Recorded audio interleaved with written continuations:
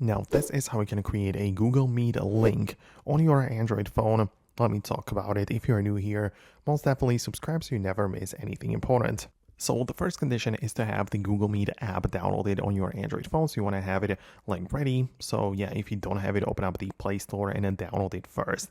So that would be the first thing. And of course, once you get inside, make sure you are signed in. So you use all of your like Google accounts or any of yours. So you can just start using the Google Meet app properly.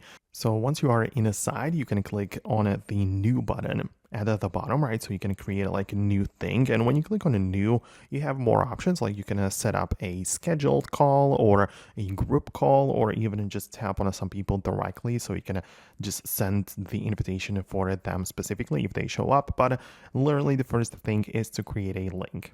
Right, so you can tap on that and it's gonna, get the job done. It's gonna come up with a link and you can decide to copy it or join it right away. So you can see plenty of ways of what you can do. But basically, once you have the link saved, you can share it with other people literally any way you want. Like you can just send it over a message or email, whatever.